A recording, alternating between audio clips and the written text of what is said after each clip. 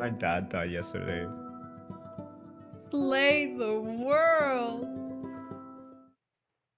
So basically, last we left off, we have just found out that Jocelyn has a friend. I should be pointing with this. Jocelyn has a friend named Madeline Bellefleur who knows how to wake her up, and nobody else can wake Jocelyn up except for Madeline. Madeline? Who cares? Anyway, we've also just had a wonderful moment where Clary's crying because she can't have incest. Gorgeous. Love that. That is currently what we've just left everybody doing. City of Glass will be the longest of these 3 books because City of Glass is the best book and deserves the most of your time. It was published in 2009, but it takes place like a few weeks after City of Ashes, still in September 2007. It has 20 chapters and an epilogue, so it has 21 total chapters. And you're gonna scream several times, and I'm gonna crawl on the floor. Can't wait. Cha-cha, bitch! We're gonna get right into it. Part 1 is called Sparks Fly Upward. Yes. Yes. Sparks fly upward. Chapter 1 is called The Portal. Like capital P, The Portal. As if chapters are capitalized. Hello? Anyway, we begin this book with Clary meeting Simon at Luke's house. Luke is up here. Also, there's some new characters on the board. You may have noticed some things have been changed. Clary and Simon are at Luke's house. Clary is packing up her shit.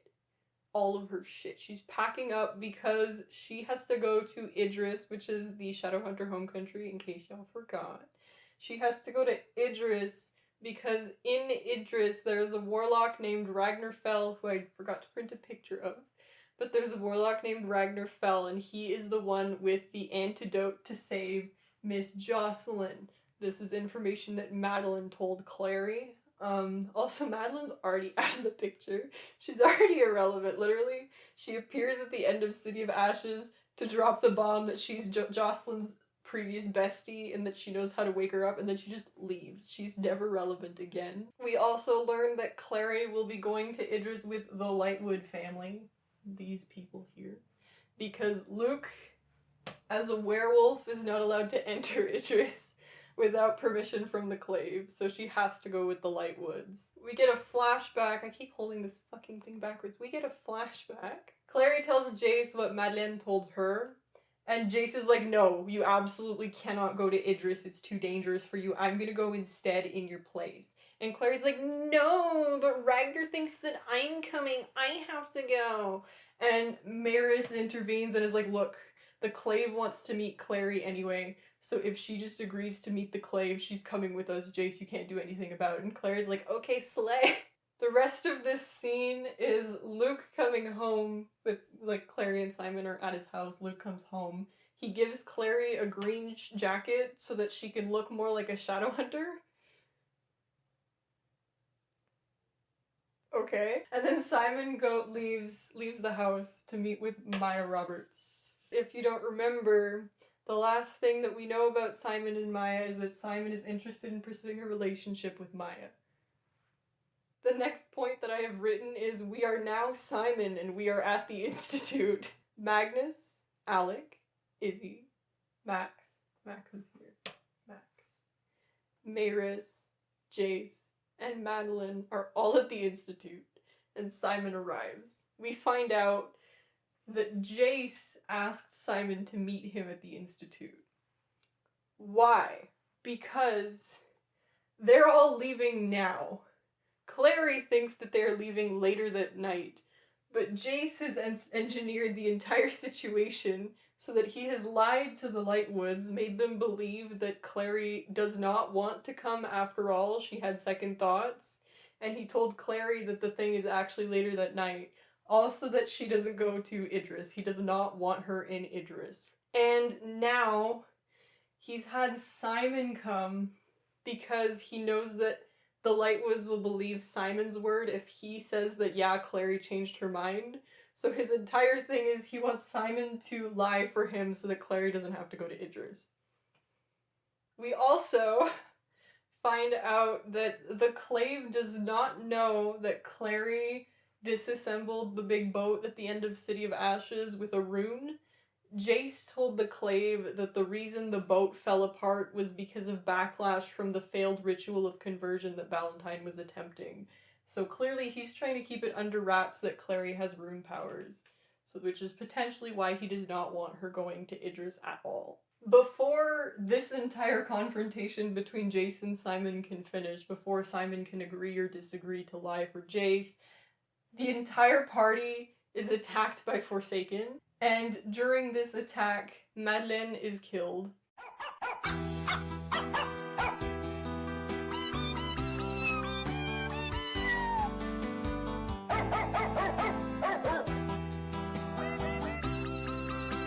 She literally existed for 4 pages, maybe. So, because of the attack, Magnus summons the portal right then and there, and they all escape through the portal, and Jace brings Simon with them, because obviously, if not, Simon would have died, because he can't fight, because he's a little nerd boy. Anyway, that is the end of chapter 1. Chapter 2 is called The Demon Towers of Alicante. So we are now Clary. Luke is driving Clary to the Institute because it's nighttime now and it's time for her to go through the portal. However, there's nobody there except for Magnus, because Magnus stayed behind because he was the one who was controlling the portal. Magnus tells Clary everything that happened with the whole attack and everything, and Clary's like, okay, we'll just make another portal. I want to go to Idris, make me another portal. And Magnus informs her that there are these, like, really strict laws about portaling into Idris, and he has to, like, contact the Clave and be like, I'm gonna make a portal. And the Clave has to approve it, and the Clave only approved the one portal, so he cannot send Clary to Idris without breaking several laws. Clary gets mad, storms off, and proceeds to draw a portal rune on the side of the Institute, and impulsively just fucking go to Idris, decide that she's going to Idris, and Luke follows her in because he doesn't want her to kill herself. We are now Simon. Simon wakes up in a room, it's the infirmary. Or it might not be, I don't actually know. He wakes up in a room, Isabella's there, and she's like, yeah, you were injured during the Forsaken fight. He actually, like, almost died. Slay. So yeah, he was attacked during the Forsaken fight. Jace shows up. And Simon makes Izzy leave because Simon is thirsty? Hungry? He wants to drink blood. He's a vampire, he's hungry, and he doesn't want to drink Izzy's blood specifically. Remember that Simon has already had Jace's blood before, so it's like not a big deal that Jace is there, I guess. I don't know. Anyway, he's like, Izzy, get out. So Izzy leaves, Jace pulls a bottle of blood out of fucking nowhere, and Simon chugs it. We then get a really nice description of Alicante. Alicante is the capital of Idris, and it is surrounded by these demon towers that are made of the same shit as seraph blades. And these demon towers serve as wards that keep demons out of the city.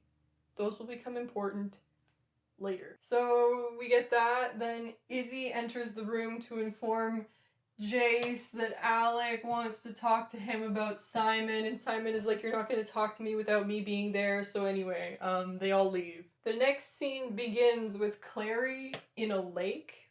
Luke pulls her out of the lake, but Clary has already ingested a bunch of lake water and she's like coughing it up. She basically almost drowned. Why is Clary in a lake? Because the portal took Clary to Lake Lynn, which is just outside of Alicante, because the wards in Alicante prevent her from being able to portal in directly because she doesn't have the permission of the Clave, so she ended up in the lake instead. So Clary and Luke start hitchhiking to fucking Alicante because they don't have cars or anything. On the way, as they're walking, Luke informs Clary that Lake Lynn is supposedly the lake that Raziel rose out of when he gave the mortal instruments to Jonathan Shadowhunter, the first ever Shadowhunter. And because of that, the lake is, like, magically tainted. So to make a long story short, Clary drank Raziel's cursed bathwater, and now she's poisoned. Like, the water is genuinely very toxic to Shadowhunters, and she will start experiencing very severe hallucinations soon. And she will die if she doesn't get medical help. Like, very soon. Yep, that's a thing. That is a thing that happens. Luke knows someone in the city who can help them, so he intends to take Clary to whoever this person is. Back to Simon's whole situation. Simon, we learn, is at the Penhallow house. The Penhallows, who are down here, the Penhallows, Gia and Aline. Gia has a husband named Patrick too, but he's completely irrelevant. The Penhallows are cousins of the Lightwoods, and because the Lightwoods are, have the clave, like, curse thingy where they're not allowed to stay in Alicante. They don't have, like, a house in Alicante, so they're staying with the Penhallows instead. We meet Aline, who's the same age as everyone else, and we hear about her mother, Gia. We also meet Mr. Sebastian, whose hair I had to color in because there's no official art of him. Rip to Sebastian. Sebastian is a cousin of the Penhallows. Wait, no, the Penhallows aren't Lightwood cousins. The Penhallows are friends of the Lightwood family. And Sebastian Vellac is a cousin of the Penhallows. He's from France. He was raised by his aunt, Iradzi. So here's what we learn. Mayris is at a place called the Guard. The Guard is like the meeting place for the clave. It's where they go to like have meetings. Mayris is at the Guard trying to make a case for why the Lightwoods brought Simon into Idris, because Simon is a downworlder now, and he's not allowed into Idris unless the clave says that he's allowed in Idris. So the Lightwoods have to make a case for why he was brought there. However, Mayris forgot her notes. This is an actual thing. Mayris forgot her notes, so Alec has to leave to bring the notes to her. Because, people under 18 are not allowed in the Guard, and Alec is the only one who's 18. Everyone else is 17 or 16. So Alec has to go bring his mother her notes, which is stupid, but okay. When did she have time to make notes about why Simon is legal? I don't know. Anyway. While the teenagers are talking, we find out that the mortal mirror, one of the 3 mortal instruments, nobody actually knows where it is. Nobody's ever figured it out. It's just lost to time. It exists, but nobody knows what it looks like or where it is. That's relevant because Valentine, as we know, is hunting for all 3 of the mortal instruments, but because we don't know what the mortal mirror is or where it is, we don't know where Valentine is going to strike next. We find out, I put this for some reason, but we find out that both Jace and Sebastian can speak Romanian. Like, they have a little conversation in Romanian. Like, in the book, it's actually written in Romanian, and I Google translated it, but I didn't put, like, what the translation said, because it was probably irrelevant. But yeah. Anyway, the conversation shifts to Clary, and Jace decides to drag Simon off to talk to him privately. And that is the end of Chapter 2. Chapter 3 is called Amatis. If you're observant enough, you'll see that someone on here is called Amatis. So that's a bit of a spoiler. I'm not gonna point at her because, yeah. I can't find her. That's your problem. So the chapter begins with Clary and Luke coming across a graveyard outside of the city of Alicante, and we learn that, we know that shadowhunters are buried in the City of Bones. However, if you have broken the law, you are buried outside of Alicante in this graveyard. It's considered a dishonor to be buried here. And among the dishonored are suicides. If you commit suicide, you don't get buried in the City of Bones. Anyway, we also learned that when somebody passes away, shadowhunters will say Ave atque vale, which means hail and farewell, because we love Latin. During this whole graveyard extravaganza, Clary hallucinates seeing her own grave, which is very Slay Queen Girl Boss. Back to Jace and Simon's whole thing. Jace drags Simon upstairs. They end up in a room that Max is in, because Max is there too. They kick Max out of the room. This is like a running theme for Max, by the way. His entire, character is just that he gets left out of everything because he's a child. Jace and Simon are in the room and they have a stupid fight about Clary, and I don't care about it. Clary's hallucinations are absolutely horrible. Blue brings her to the person that he knows in Alicante who can help her, and this person's name is Amatis. So now Simon and Jace have gotten over their argument. They're in the living room downstairs, talking with Isabel and Sebastian and Aline and everybody. And Alec returns from the guard to inform Simon that he is wanted at the guard. They want him to come in to see them. Also, a little specification, they specifically want Simon at the guard because there's a portal waiting to take him back to New York. They're going to send him home. And that is the end of chapter 3. Chapter 4 is called Daylighter. Simon and Alec are going to the guard. We get some more Shadowhunter lore. We already know about what the Inquisitor is because we interacted with her good old Imogen. But there's another big government figure in Shadowhunter claveness. And this government figure is the Consul. Shout out to the Consul. The Consul is a super high officer in the Clave, and their role is to, like, advise the Inquisitor and the Council and, like, interpret the law and shit like that. We meet the new Inquisitor when Simon arrives, and the Inquisitor's name is Aldertree. I think his first name is Victor. Victor Aldertree. Simon asks Alec if there's something going on between Izzy and Sebastian, who are not related, and the answer is no. So that's fun. Also, for some reason, literally everyone knows that Alec is gay except for Chase, including Simon, because he just decides that he's gonna give Alec some unsolicited advice about how to approach, like, starting a relationship with Magnus. Which I think is funny, because the only bitch Simon has ever gotten was his best friend who he was in love with for like 10 years. So... would I say that he's in the perfect place to give advice? No. But, it's okay. You know what, I should mention, Simon is actually tolerable in this book. Like, he's actually kind of okay. This is his... He has, like, a... Redemption. He has something of a redemption in this book. And I think by the end of the series, he's one of my favorite characters, which is weird because at the beginning I hate him so much. So they enter the guard, they meet the new consul, whose name is Malachi. Simon is told that Magnus is waiting on the other side of the portal in New York for him. Malachi is incredibly racist towards Simon, and then because he's a vampire, not because he's like a person of color, Simon is white as fuck. There's a lot of fantasy racism here. And then the Inquisitor shows up to take Simon away.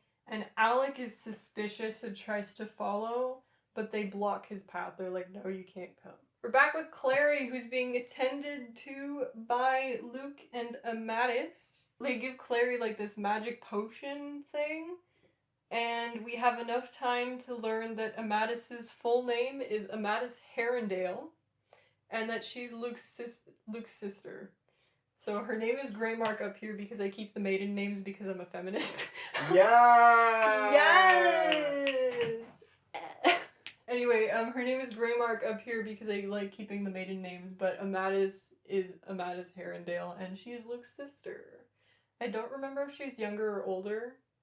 I think she's older, but I'm not sure. Aldertree escorts Simon through the guard, and the vibes are rancid. So Simon gets led through the guard by Aldertree. They take him to a room, but on the way, Simon overhears some of the council meeting, and through what he overhears, we learn that Valentine has completed the ritual of infernal conversion that he was setting out to do at the end of City of Ashes. He did it anyway.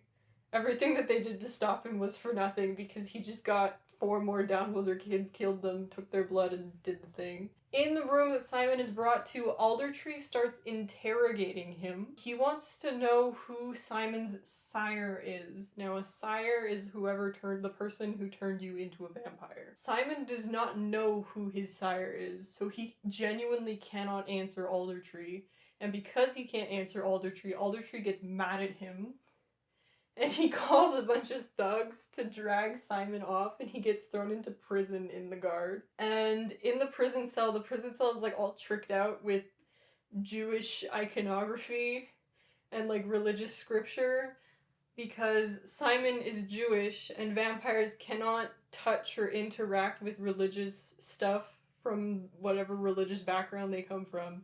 So Simon can't escape the prison cell.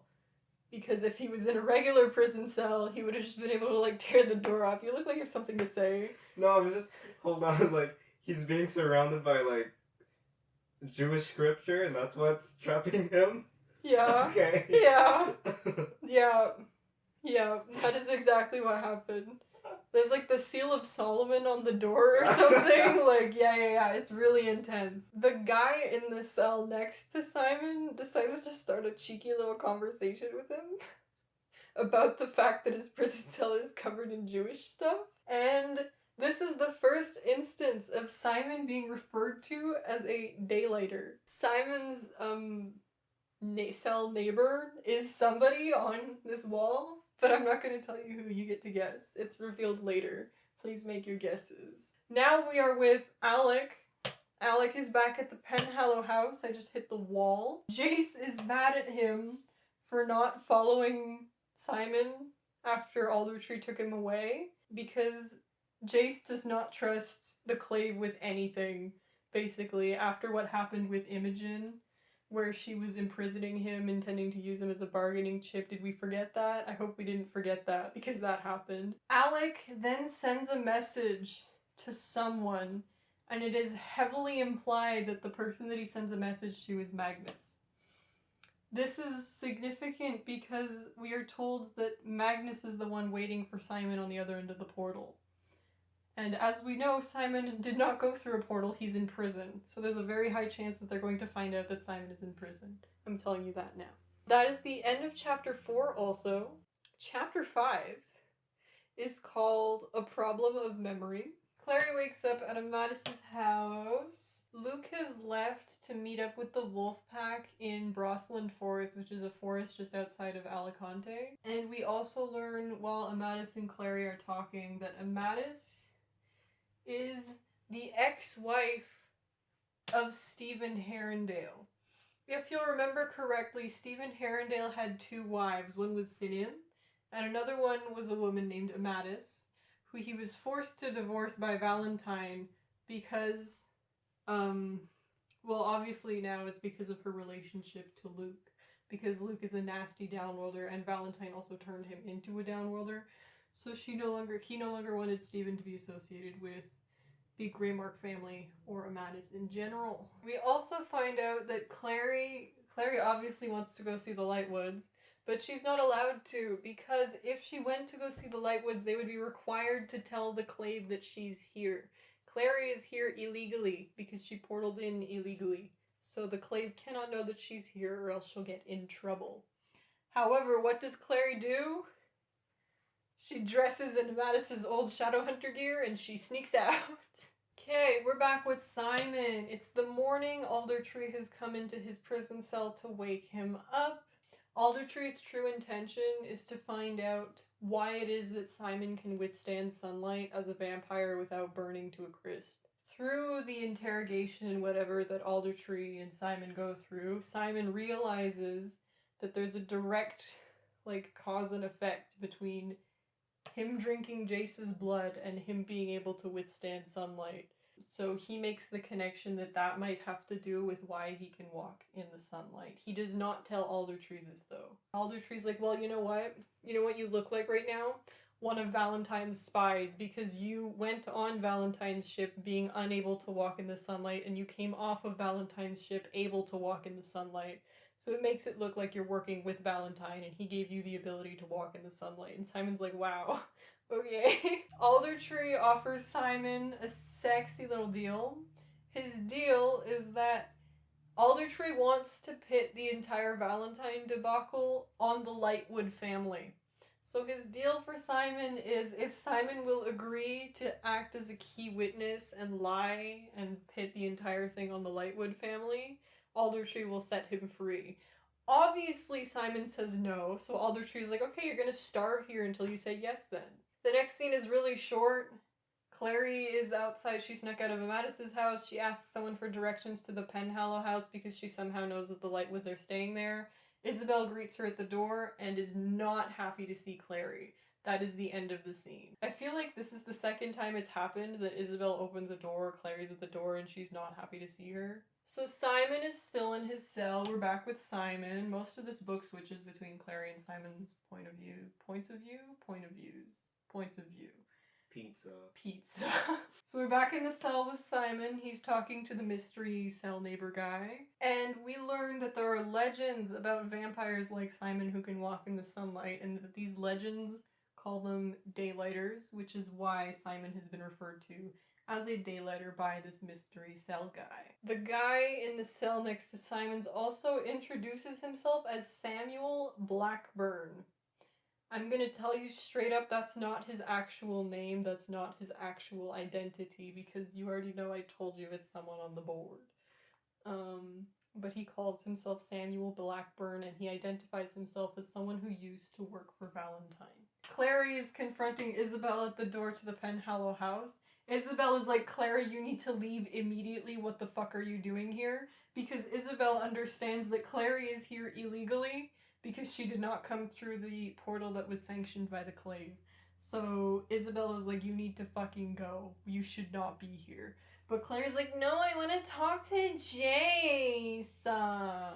Also in this confrontation, Jace's lie about Clary deciding that she didn't want to go to Idris actually is obviously revealed as being a lie. Anyway, Clary just fucking slips past Isabel, and who's there?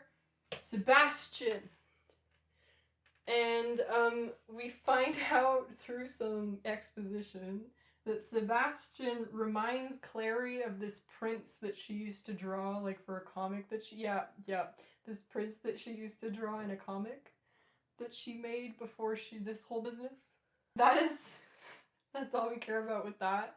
Clary makes her way upstairs and bumps into Max, who just tells her where Jace is because he's a child. Wait, does she say the prince thing out loud? No, it's like a thought in her head. She's not like, oh my god, you remind me of this prince I used to... Like, no. It's a thought that happens in her head. Clary gets to the room that Jace is in. She opens the door and she walks in on Jace making out with someone else. That's the end of the chapter. Chapter 6 is called Bad Blood. Like the Taylor Swift. Bad Blood. And I wrote, quote, Clary is literally dizzy. This is so funny. Girl, he's your brother. Anyway. Because Clary is so upset that Jace is making out with someone else that she genuinely gets dizzy. And I'm on the floor. That's the illness of being straight. Yeah. Clary's upset that Jace is making out with someone else. So you may be thinking to yourself, who is Jace making out with? The answer is Aline. Aline Penhallow. And Aline just fucking leaves, like, immediately. She's like, clearly there's something weird going on here. I'm just gonna go. I don't want to be involved in this drama. Clary and Jace start arguing very loudly with one another. Like, they're yelling at each other. Alec bursts in and, like, keeps insisting on talking to Jace. He really needs to talk to Jace. Even though Clary and Jace are having the worst argument you've ever fucking seen. Izzy also comes in, because why not make it 4? They're all in the room and Jace and Clary are just going at it. Clary lets slip that she made a portal while they're yelling at each other. Jace blows up at her even more, tells her a bunch of nasty shit, and she leaves. The next scene is literally just Simon informing his cell neighbor friend buddy Samuel that the Inquisitor Aldertree is planning on pitting the entire Valentine thing on the Lightwoods. That is the entire scene. So Alec, Jace, and Izzy are in this room, and Jace has just chased Clary out of the fucking room. And Alec's like, okay, look, this is the fucking situation, okay? I contacted Magnus. Magnus says that he was not in charge of taking Simon back via portal, so Simon did not go back to New York. Alec follows this up by saying he also went back to the guard and he overheard a conversation at the guard between 2 shadowhunters who were claiming that there was a vampire imprisoned at the guard who was stupid enough to think that they were going to send him home. So Alec is like 95% sure that Simon is imprisoned at the guard. And Jace, in reaction to this news, exhibits the most normal behavior you've ever seen and punches a window. Clary runs out into the street in case you were wondering what happens to her, and somebody follows her. Who follows her? Fucking Sebastian. Also, it gets re-emphasized in this scene that Sebastian seems really familiar to Clary, in case you missed it the first time. Anyway, Sebastian offers to walk Clary home to Amadis's house and she lets him. I'm in the trenches with this one, you guys. Jace and Alec are in the attic now, And I literally wrote, why the attic girl? Anyway, Alex starts patching Jace up, but he refuses to use a healing rune because he wants Jace to heal the normal way so that maybe he'll learn to stop hurting himself for no fucking reason. He also says that if Jace tries to put a healing rune, like to make the healing process go faster, Alec will tell the Penhallows that Jace broke their window. We love the blackmail, we love to see it. And then I literally wrote fucking buckle up besties because this is a conversation capital C. So Alex starts telling Jace that he doesn't think Jace should punish himself for the way he feels about Clary. Jace counters this by asking Alec what's going on between him and Magnus, and Alec says that, well, he reluctantly admits that there's no longer anything going on between the two of them, so something happened between book 2 and 3, and they've broken off whatever relationship they were starting. Jace proceeds to say that he knows that Alec has been in love with him all this time, but the only reason Alec is in love with Jace is because Jace is a safe crush to have, because Jace will never reciprocate Alec's feelings, so Alec never has to confront the fact that he's attracted to men and genuinely wants a relationship with men. And then Jace is like, you don't believe me? Fine. Kiss me right now. Are you... There was literally a cut scene in this book where they did actually kiss. It's not in the official version, but there is like an unedited version somewhere where they do actually kiss. Alec, I'm gonna just read what I wrote here. Alec is understandably gagged and gooped and disgusted and hurt, like hello? Basically, Jace tells Alec that Alec is blowing off Magnus because he's afraid of emotional intimacy, and because of that, Alec doesn't have any leg to stand on to tell Jace what to do about Clary. So he basically tells Alec to fuck off. And then Jace tells Alec that Alec now has to lie for him because Jace is gonna go to the guard and free Simon, and he wants Alec to cover for Jace and lie about where he's gone. And Alec agrees. If I were Alec, I would not have agreed. I would have walked out. But we're not the same. That was a lot. I hope we're still intact. I hope we're still okay. I hope you have emotionally recovered. So Clary and Sebastian are walking through the streets of Alicante. They come across the Accords Hall, which is in Angel Square. And the only reason I'm mentioning the Accords Hall is because this fucking place is brought up every 5 fucking pages, like after the first part of the book. The Accords Hall is obviously where the Accords were first signed, and it's where they're renewed every 4 years, I think it is. Sebastian informs us that the Penhallows were not members of the Circle, but Gia's husband, Patrick, was a member of the Circle in the early days, but he quit before it got really intense and culty. We also learned that the Penhallows used to run the Institute in Beijing, but they moved to Alicante about 10 years ago. Clary decides to tell Sebastian for some stupid fucking reason that she's looking for Ragnarfell to save her mom. Clary, in case you forgot, is dumb as hell and will tell everyone exactly what she's planning because she doesn't know what she's doing. We get one last scene, which is Clary climbing back up into Amadis's house, and Amadis is there. And she's like, look, Clary, when Luke showed up at my door as a werewolf a long time ago, I turned him away. And I feel really guilty about that, which has nothing to do with the current situation, but good for you. And then Amadis basically says, look, do whatever the fuck you want, because obviously I can't stop you. Like, she gets so mad at Clary for sneaking out. And then it just doesn't go anywhere. That's the end of chapter 6. Chapter 7 is called Where Angels Fear to Tread, which is an overly dramatic title if you ask me. Simon, we're with Simon. Simon wakes up to somebody calling his name. Would you like to guess who it is? Jace. Yeah, it's Jace. But like, okay, you didn't have to die about it. Jace is calling Simon's name. He's kneeling at the window, and Simon immediately tells Jace what Aldertree's plan is, which is a good move on Simon's part. Jace then informs Simon that the reason Aldertree is using Simon is because if Simon is actually revealed to be a spy for Valentine, which is what Aldertree would have him posing as, the Accords will no longer apply to Simon, and they can do whatever they want with him. So they can kill him if they want to. but until he's proved a spy, the Accords protect his life. Simon tells Jace not to break him out for this reason, because if Jace breaks Simon out, Jace is closely associated with the Lightwoods, so it'll just make it look even more guilty. Just make them look even more guilty. Simon agrees to stay in prison until they can figure out a different way to get him out without making the Lightwoods look super guilty. But Jace agrees that he's gonna come bring Simon blood so that Simon doesn't actually starve and have to give in to Aldertree's plan. Okay guys, are you ready? Prepare for one of the dumb plot lines in this book.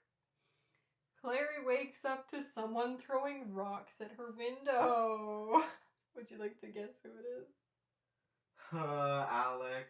No, it's Sebastian. Oh my god, her prince. Her prince. So Clary goes down to see what the fuck Sebastian wants. And Sebastian's like, I know where to find Ragnar Fell. So Sebastian takes Clary out of the city on a horse.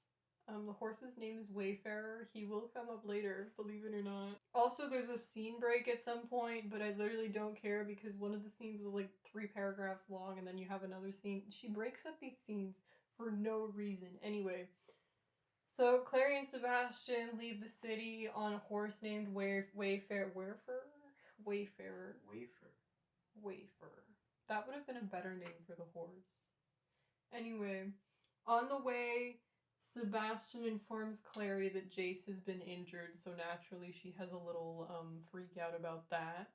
Sebastian also tells Clary that he got the information about where Ragnar Fell is from his aunt Irizi.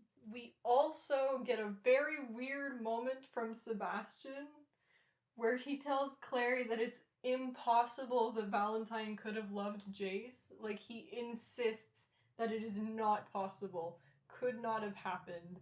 Very strange behavior, but okay. They get to Ragnar's house, and I want you to know this. There's a description of the house, and I just think this is really cool. There's smoke coming out of the chimney, and Ragnar uses the smoke to communicate with them at first. It's really cool. There's like question marks that go up, and yeah, it's cool. So Clary and Sebastian approach the house. Ragnar greets them at the door, except that Clary immediately recognizes the person at the door. It's not Ragnar Fell. It's somebody else. It's not Ragnar Fell. It's Magnus. Magnus is posing as Ragnar Fell. Magnus literally freezes time right then and there. Like, he freezes Sebastian so that Clary doesn't have time to tell Sebastian this isn't Ragnar Fell, this is Magnus. And Magnus takes Clary into the house and it's a complete fucking mess. Basically, Magnus got a message from Ragnar the night before to tell him to meet him at the house. Magnus went to the house and it was a complete fucking wreck. He found Ragnar's dead body and a bunch of, like, evidence of demonic activity in the house, basically. Ragnar, who's not on the board, I keep looking to him to point at him, but he's not here, he's dead. That's why he had to print a picture of him, he's dead. Ragnar left behind a message before he died, and the message basically says that Valentine attacked Ragnar Fell looking for something called the Lost Book of the White. The Lost Book of the White is a spell book. Within the spell book is the antidote to whatever is making Jocelyn comatose. And Jocelyn herself hid the spell book in the Wayland family manor inside of another book called Simple Recipes for Housewives. Also, the secret message is written in, like, warlock language, so only Magnus can read it. Magnus then makes a deal with Clary that he will make the antidote for Jocelyn if Clary brings him the Lost Book of the White and allows him to keep it. And Clary agrees, obviously, because she just wants her fucking mom back. Clary and Magnus go back outside of the house. Magnus unfreezes Sebastian. Clary does not tell Sebastian anything of what happened inside of the house while he was frozen, and Clary and Sebastian leave. So Sebastian still fully believes that Magnus is Ragnar Fell, which I think is funny. I'm gonna read this. We're not done with Sebastian yet, besties. This is 2 scenes again. I don't understand Cassie's obsession with splitting scenes like this. Girly, please. Sebastian takes Clary to the burnt remains of the Fairchild Manor. If you'll remember, the Fairchild Manor is the manor that Valentine burned down to fake his own death. While they're at the burnt remains of the Fairchild Manor, I would like to emphasize they're at the burnt husk. The ashes, they're in the ashes of a building, and they kiss. And it's actually an important plot point that they kiss, and I hate that. Sebastian and Clary? Sebastian and Clary kiss. In the burnt remains of the Fairchild Manor. The ashes of the Fairchild Manor, and they kiss. Anyway, Clary has a weird reaction to kissing Sebastian and tells him that it felt weird. And then I have written, that feeling when the girl you kiss tells you that you give her the ick because she's in love with her brother. Sebastian gets mad and gets violent with Clary. And then I have written Megan the Stallion noise. Anyway, that's the end of that. They go back to the horse. On the way back to the horse, Clary notices that she has a black smudge on her hand. Also, on the way back to the horse, Sebastian, reaching him is hard. Sebastian lets slip to Clary that Jace has been visiting Simon in prison. Now, Clary did not know that Simon was in prison, but she does now. That is the end of chapter 7. Chapter 8 is called One of the Living, which I am not.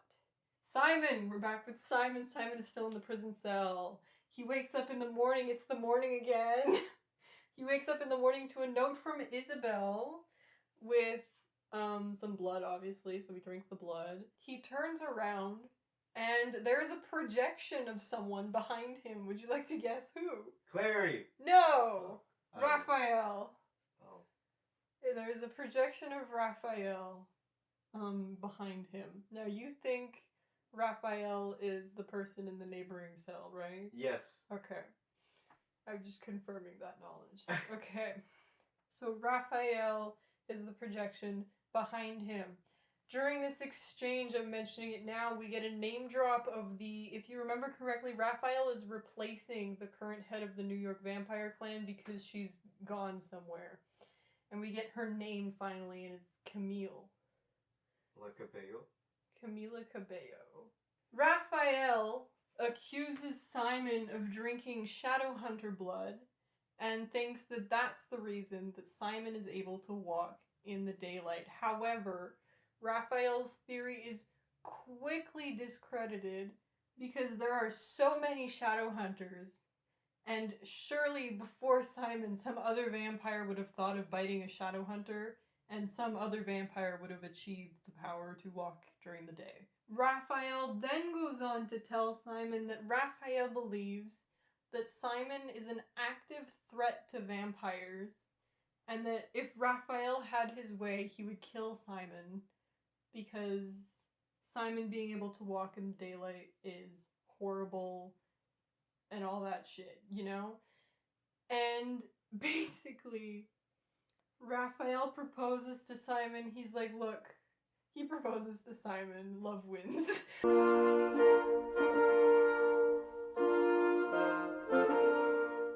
Raphael proposes a plan to Simon, a deal, if you will, a deal, that he will not hurt Simon only if, after Simon gets out of prison, he leaves behind everyone that he knows and loves and lives a life of solitude until he dies.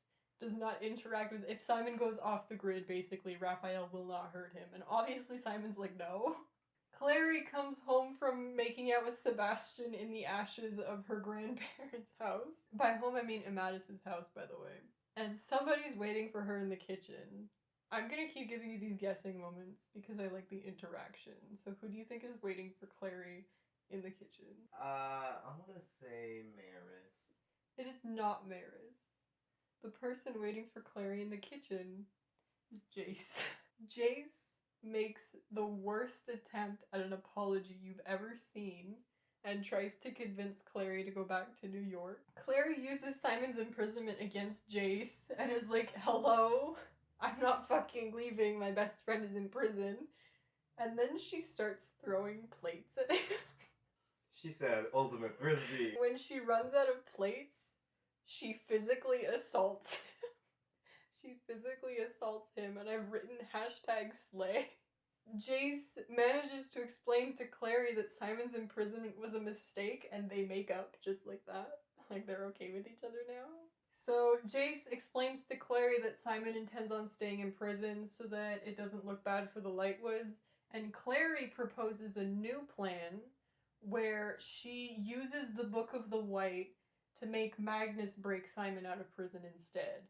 Like, as in she'll withhold the Lost Book of the White from Magnus until he breaks Simon out of prison. And Jace is like, yeah, that sounds great. So he decides that he's going to take Clary to the Wayland Manor. Now, if you don't remember, when we met Jace, his last name was Wayland. So Jace grew up in the Wayland Manor, so he will know, obviously, where it is. It makes sense. We get another scene with Simon and Samuel talking through the wall, and the only useful piece of information we learn here is that the towers around Alicante, commonly referred to as the Demon Towers of Alicante, can be deactivated with demon blood. So it's kind of like a, I don't know if a paradox is the right word to use here, but basically they keep out demons, but you need demon blood to deactivate them, so it's basically impossible to deactivate them because no demons can enter Alicante. You know? Clary uses a portal to get her and Jace to the Wayland Manor. Jace takes her to the library. They find the book. While they're in the library, though, Jace finds like a row of books that he doesn't remember seeing when he was a kid. And they start fucking around with them, and a hidden passageway opens. Because there are always hidden passageways in libraries. And that is the end of that chapter, actually. Chapter 9 is called This Guilty Blood. Chapter 9, I think, is where shit starts getting really fucking weird, okay? Get ready. Clary and Jace enter this hidden passage. They find a room that they determine to be Valentine's experiment room, because as we know, Valentine was a funky little scientist boy. He liked fucking around with things that he didn't necessarily understand. In this room, would you like to guess what they find? I'm gonna give you a chance to guess. There's no way you're gonna get it right. A body. Not quite. Not quite. Would you like to take another guess? What do you mean by not quite? Well, a body, like a dead body? Yeah. No, not a dead body. An alive body. Someone captured. Yes. Okay. Specifically, Jason and Clary find an angel in chains. And the angel shows them visions that tell the story of how the angel wound up there. The first vision is of Valentine summoning the angel. The second one is of Valentine and a pregnant Jocelyn and is frankly irrelevant. The third vision is of Valentine exchanging, basically he's interacting with a demon who is referred to as the Lady of Edom. And specifically, she's giving him her blood, and she claims that this blood will be used to make a child stronger, but will burn away the child's humanity. So we know that Valentine got the blood that he used to make demon baby Jace from a demon referred to as the Lady of Edom. The fourth vision that this angel gives them is of Jocelyn contacting Ragnar Fell, telling him that she has to get away from Valentine because she now knows that he's given her firstborn child, Jace, demon blood. And he's no longer human, he's a monster now. Very sexy. Very good stuff. The fifth vision that the angel gives them is Valentine ranting at the angel because the angel will not give Valentine what he wants. So Valentine proceeds to say that he'll take the angel's blood and use it so that the angel's presence will not go to waste. The sixth vision is Jocelyn hiding the Lost Book of the White in the Wayland Manor. I don't know how the angel has, access to that one, because in theory the angel's been chained up underground all this time. But work, I guess. Anyway. The 7th vision is where we finally get a name for this angel. The angel's name is Ithuriel. Is it written like ethereal? Ithuriel. Okay. Ithuriel. Okay. I thought she really named it. Ethereal? Yeah, No. I was like, come on. Ithuriel. We find out in this last vision that Valentine wanted Ithuriel to tell him why Shadowhunters were created the way that they were created, and why Downworlders get to have all of their super cool abilities and Shadowhunters don't, basically. Valentine also wants Ithuriel to tell him where the mortal mirror is. That is the end of the visions. Ithuriel goes on to tell both Jace and Clary that these are not the first visions that he has given them.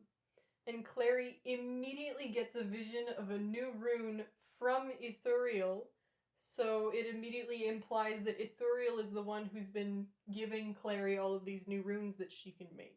From that point, Jace takes out a Seraph Blade, names it Ithuriel. Clary fucks with the runes because the angel is trapped in a runic circle. Clary fucks with the runes so that he's free. Jace reaches in and gives him the Seraph Blade, and the angel kills himself. Yep. Because throughout all the visions, they got like this great sense of anguish from the angel, and they just wanted to set him free, so they allowed him to kill himself because it's what he wanted. The manor then immediately begins to crumble around them, because apparently it was tied to Ithuriel's life force. And I've literally written, this is the dumbest explanation ever, Cassie. Does not make any sense, but okay. So anyway, Jace and Clary run, they end up outside. Jace jumps on top of Clary to protect her from all of the debris that's falling and shit. That's the end of that scene. I love the face that you just made. Hello? You know Barbie and Swan Lake when the prince and the princess, they jump on top of each other? Yeah, very that. And the hands fall together perfectly. God, yeah. And she's like on his chest. Yeah. That's the end of that scene, but like the next scene immediately follows that one. And I've entitled it Jace Has a Diva Moment. Jace basically goes all, oh my god, I have demon blood. That's why I'm in love with my sister. And Clary takes one thing away from that entire moment, and it's, oh my god, Jace is still in love with me. Girl, priorities! Jace then proceeds to explain that he made out with Aline over here because he was trying to get over Clary, and through making out with Aline, he realized that he cannot get over Clary, and then they make out. In the crumbles of the home? In the crumbles of... This is the second time Clary has made out with someone in the remains of a house. Jace is wearing the Morgenstern family ring around his neck, and their makeout session is interrupted when the ring, like, gets in the way. What? And this makes Clary snap out of it, because obviously they're both Morgensterns. It's the Morgenstern family ring. And Clary's like, wait, hold up. Did you just say that you're only in love with me because you have demon blood? So Clary tells Jace off. She's like, I'm not going to enable this behavior. I'm not going to let you believe that you're evil because you're in love with me, and I'm not going to help you do that. And then they have to walk back awkwardly to the city because Clary lost Jace's stele in the rubble around the manor. And then they get back to the city, and the city's on fire. And that's the end of the first part of the book and the end of this chapter. Cha-cha, bitch! Part 2 is called Stars Shine Darkly. Chapter 10 is called Fire and Sword. Izzy, Alec, Aline, and Sebastian are all in the living room of the Penhallow house, and they are having a little chat. Also, I don't know why it hasn't been explained until now, as in I don't know why I haven't explained it until now. But Isabel has a pendant around her neck that she wears constantly. It's like a ruby pendant. And the pendant is enchanted so that when there are demonic energies within a certain radius of the person wearing the pendant will start pulsing. I'm mentioning this now because it starts pulsing while they're talking. And Izzy brushes it off as the pendant malfunctioning because they're in Alicante. There are wards around the city that keep demons out. There's no way there are demons around right now. Right? Right. I'm telling you this next point just because I think it's funny. Aline starts complaining about Clary because she interrupted her makeout session with Jace. And Alec and Izzy have to awkwardly tiptoe around the fact that there's an incest thing happening here. During this entire conversation, Isabel, because we're in Isabel's point of view right now, Isabel notices that Sebastian has an injury on his hand. His hand is wrapped, bandaged. He has a hand injury. Max shows up now. Max. This is the only time he's particularly plot relevant, and it makes me sad. Max shows up because Sebastian was reading one of Max's comic books and Max wants it back. While he's in the living room with all of the adults, he tells everyone that he saw someone climbing the demon towers and nobody believes him. Literally 30 seconds later, all of the windows burst inward, something with a tentacle grabs Aline, and there are demons in Alicante. Izzy takes out her whip, follows the demon that took Aline. Between her and Aline, they kill the demon, but Aline is like really traumatized.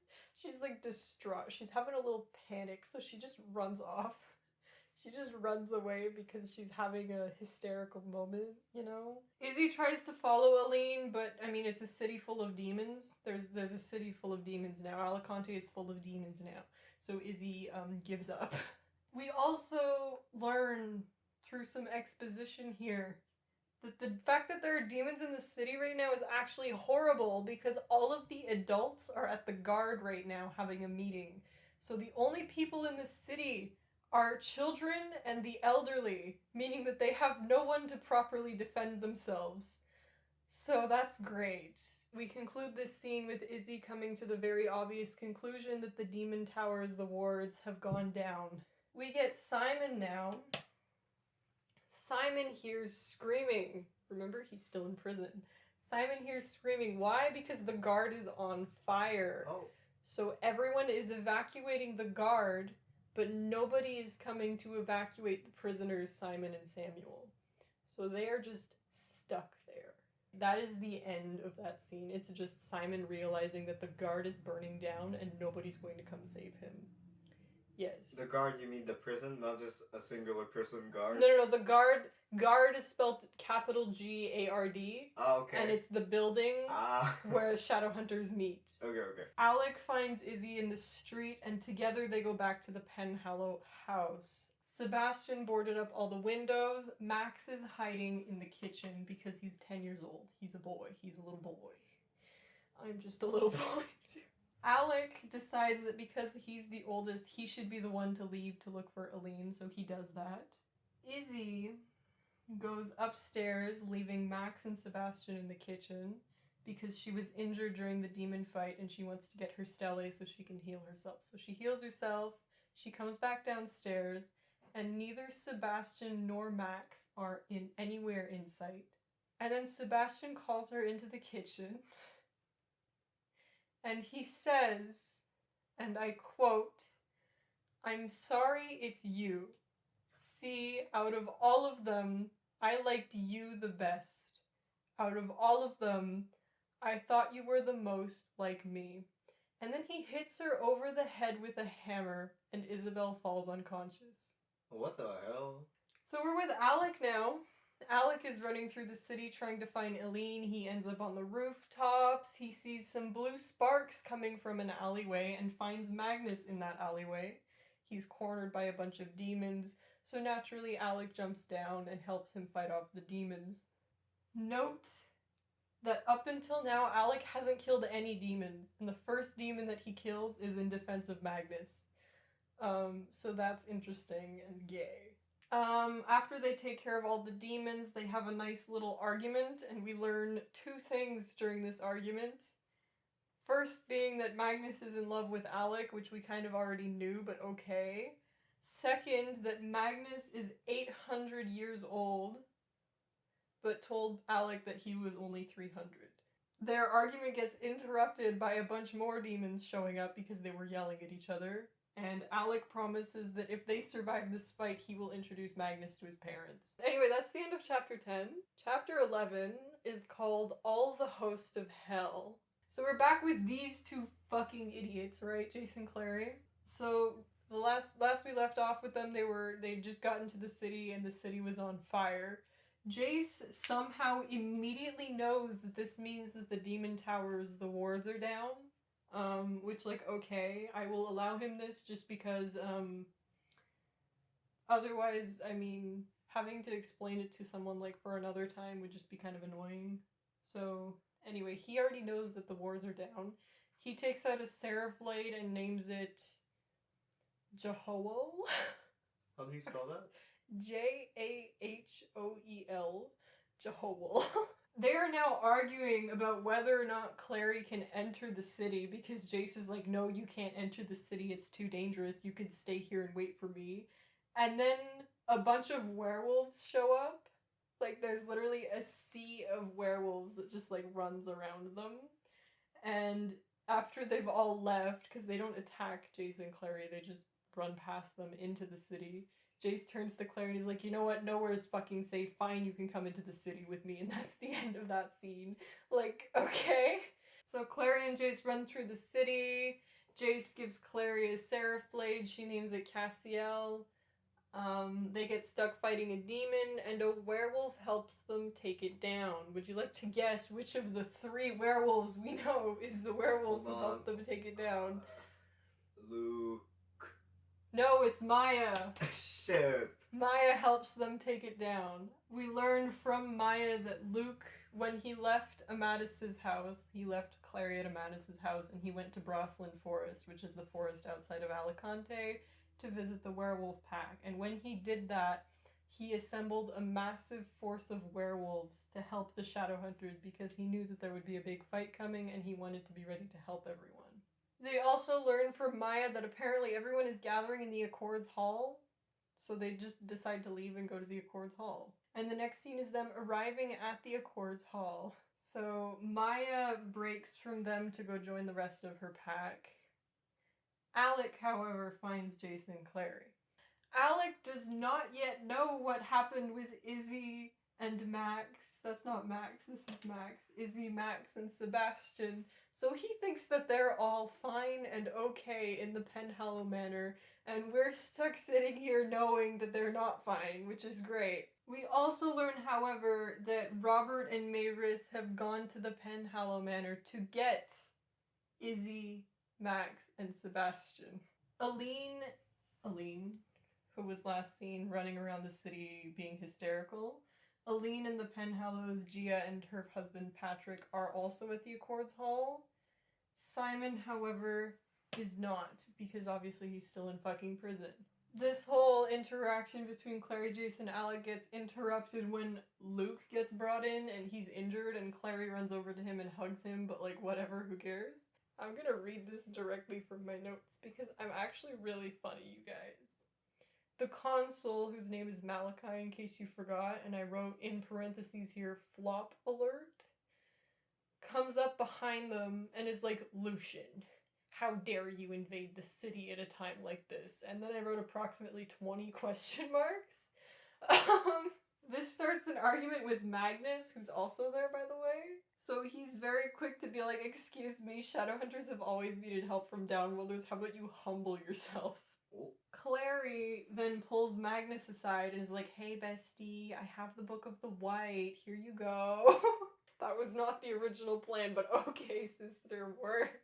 And then, who fucking shows up? But the king of flops, Sebastian. Our boy over here, Sebastian, shows up. And he takes interest in the book and he's like, Clary, what are you doing giving this book to a filthy downworlder? That whole bullshit gets interrupted by Jason Alex showing up in the conversation, interrupting the conversation and being like, excuse me, Sebastian, why did you just leave Isabel and Max at the Penhallow Manor? Sebastian is like, fuck you guys, I want to talk to Clary alone. Magnus has the Book of the White now, by the way, like, it's gone. Clary is like, no, I don't really want to go talk to you alone. And he's like, no, talk to me! Because he's like, I'm gonna take you outside. And she's like, no, actually, you're gonna keep me in here and tell me what the fuck you want. And he reiterates that he's mad about her giving the book to a downworlder, Magnus. And he keeps insisting, he's like, I have to bring you outside so that I can tell you everything. And Clary's like, no, I'm not going outside with you. I'm waiting for Simon. Simon is supposed to show up here because they're gonna bring him here, obviously. Sebastian is then like, no, Clary, Simon's not coming. They left all the prisoners at the guard. And Clary's like, what? Excuse me? So she freaks out. And Sebastian's like, I'm gonna read this directly. Sebastian is like, I'll take you to save him, baby girl. Not directly, that's not a direct quote. That's what I wrote. I wrote that. And Jason and Alex show up and are like, you're not taking her anywhere, you bitch. And I just want to specifically say that Clary explicitly tells Sebastian, quote, I want to go with my brother. They leave, they being these three, Clary, Jason, Alec. And Clary's wrist is stinging because some of Sebastian's blood is on her wrist, and it is stinging, like it is burning. That is also the end of chapter 11. Chapter 12 is called something Latin, De Profundis. Very deep. Very deep, yes. So Clary, Jason, and Alex show up outside of Simon's prison cell, like at the little window thingy. Jace just fucking tears the bars out of the window, and he pulls Simon out. And Simon is like, no, we can't just leave. We have to free Samuel too, because he's stuck down there too. And Samuel starts screaming for them to leave him alone. He wants to be left down there. He is yelling. He does not want to be freed. Jace ignores him entirely and does the same thing, jumps in and like brings him out physically. And we find out what Samuel's real identity is. Are you still sticking with Raphael? Not really, because there was the projection thing. Samuel's real identity is Hodge Starkweather, the Lightwood's tutor and the man who betrayed them for Valentine. He is ashamed of himself, and he did not want to have to confront the Lightwoods, which is why he was so resistant to them saving him, because he recognized their voices and did not want them. He did not want to have to look them in the eye because he feels so guilty about having to betray them. Jace immediately threatens to kill Hodge because Hodge did not tell Jace that he was a demon baby. We find out that Hodge actually came to Alicante because he's been missing since the first book, right? Hodge came to Alicante because he wants to stop Valentine. And we also find out that Hodge knows where the mortal mirror is.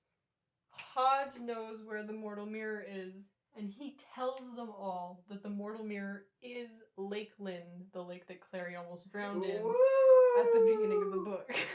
Can I guess, is the mirror like a reflective surface? Is it like a lake? And they're like, oh my god, it's a mirror. It's literally the lake that Clary portaled into.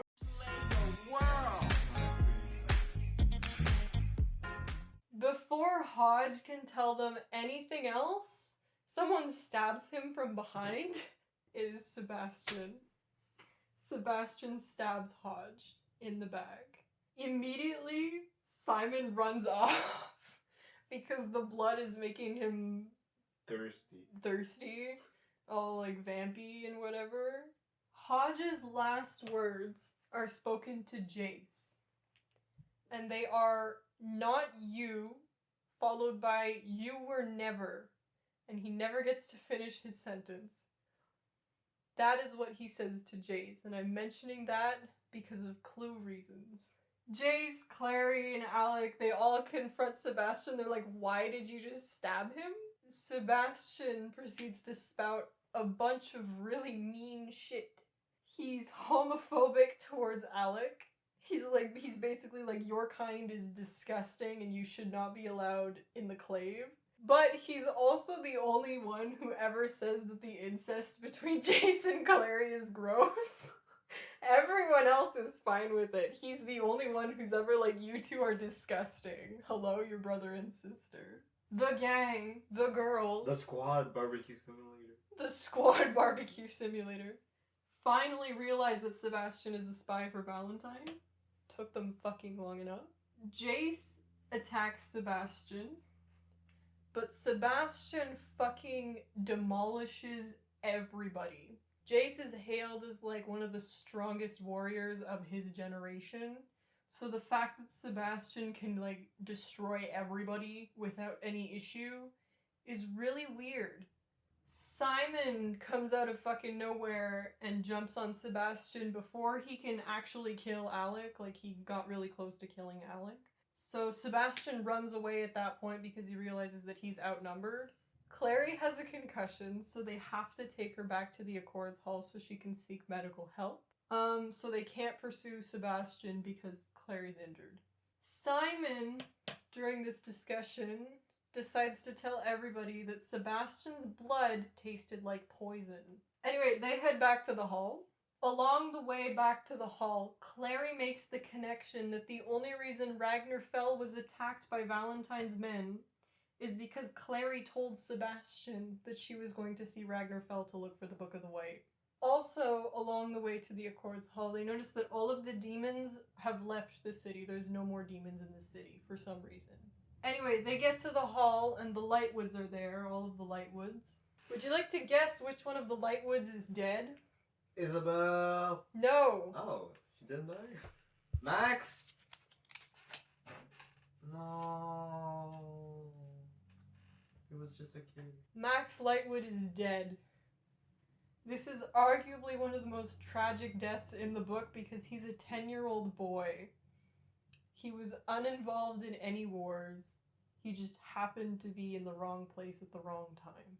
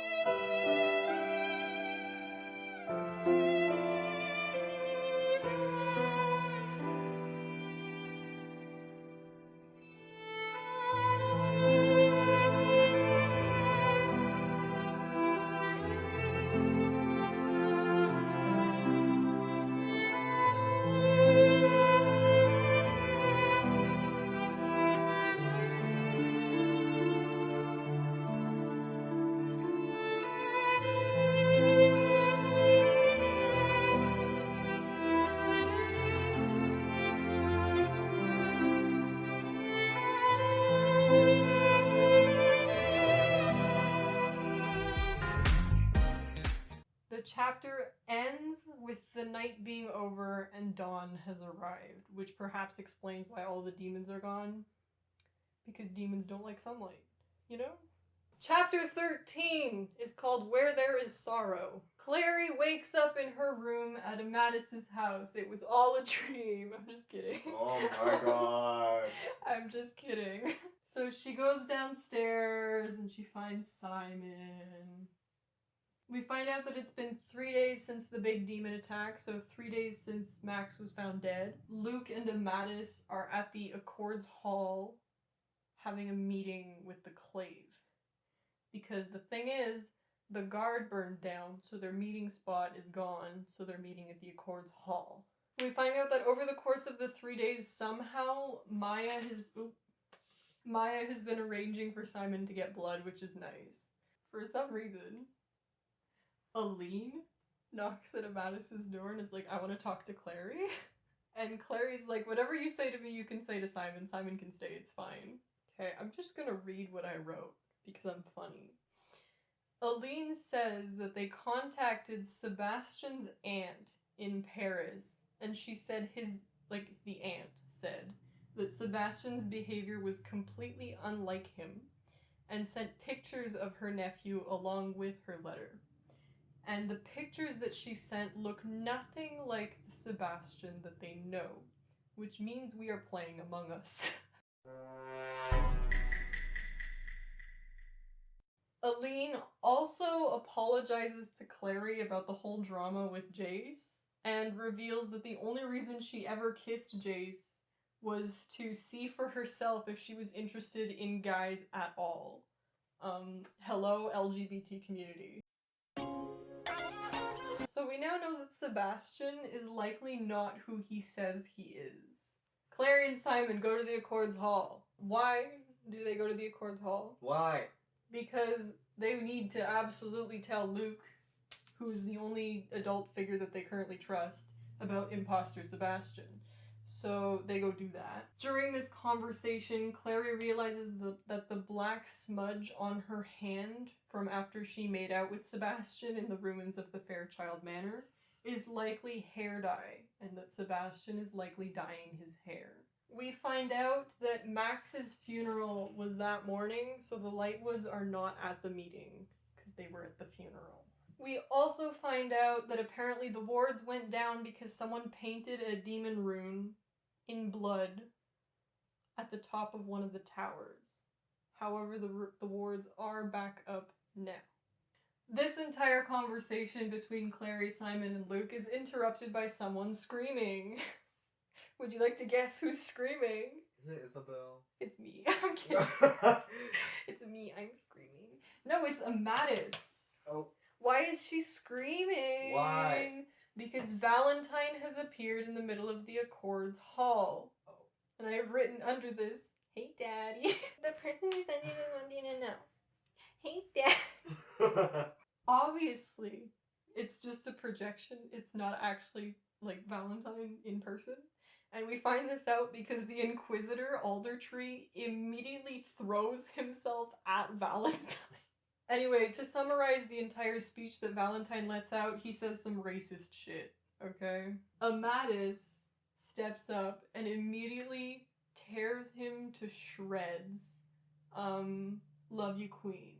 Valentine basically tells the Clave that they have to surrender, or when night falls again, he's gonna lose all of the demons on them, and there's nothing that they can do to stop him.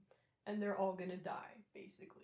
This threat is then made more potent by the fact that Inquisitor Aldertree goes fucking ballistic, throws himself at Valentine again, and Valentine reaches into Aldertree's chest and pulls his heart out. And Aldertree immediately fucking dies, which should be impossible because Valentine is supposed to be a projection. So it's him? The fuck? No, it's a projection. Okay. But he was somehow able to kill Aldertree. Damn. Valentine then tells the Clave that they have until midnight to decide, and then he disappears in true dramatic fashion. That is also the end of the chapter. Chapter 14 is entitled In the Dark Forest. So, Clary and Simon are now with the Lightwoods at whatever fucking house they're staying at, because they're not staying at the penthouse house anymore because the windows burst in and everything. So they catch Clary, Izzy, Alec, and everybody. Well, just Clary, not Clary, Jason, Alec up on everything because Izzy has locked herself up in her room because she thinks that Max's death is her fault. She didn't even go to the funeral because she was so guilt-stricken. She will not leave her room. Clary, Simon, Jason, Alec theorize that the only reason Sebastian stuck around after he killed Max was because he wants something from Clary, but they don't know what he wants from her. Simon then suggests that he should go talk to Izzy because he thinks that he can convince her to leave her room. And then Clary leaves with Jace. Jace offers to walk her home, so they leave together because it's getting dark. The next scene is just Jace walking Clary to Amadis's house, and the only takeaway from this scene is that Jace very sneakily, I don't like the way I said that. Sneakily.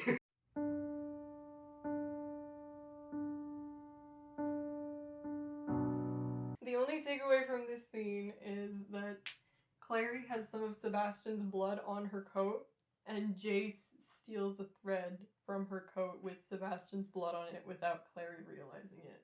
So we're back with Simon and Izzy. Izzy lets Simon into her room only after she realizes that Simon is completely and utterly alone. Izzy shows Simon a little toy soldier. And we learn that this toy soldier is something that Jace used to carry around when he was a child. And when he got too old for it, he gave it to Max. And Max was holding the toy soldier when he died. And Izzy feels that she should have been there to protect him instead of this stupid toy. That's a direct quote from the book.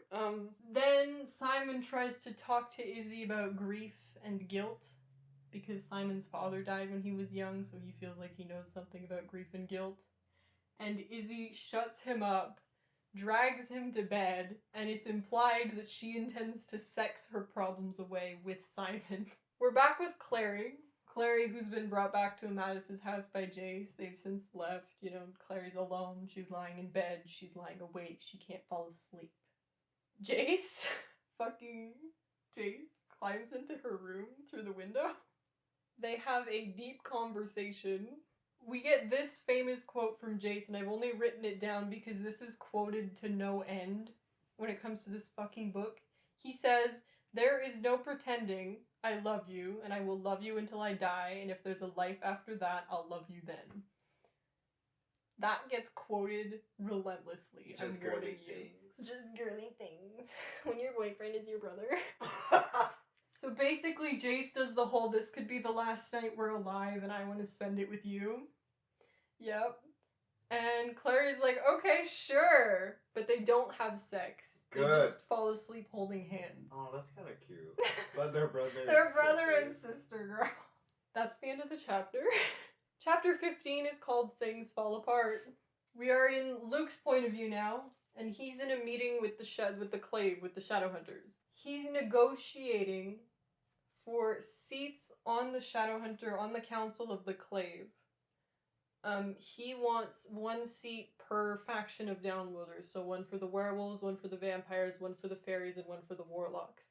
However, we also find out that the warlocks and the fairies have agreed to an alliance with the Shadowhunters, as well as the werewolves, obviously, because Luke is representing them, but the vampires have not agreed yet.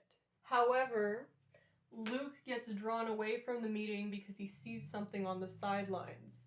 It is a person that he sees on the sidelines. Would you like to guess who Luke sees on the sidelines? Sebastian. No! Oh. Luke sees Jace.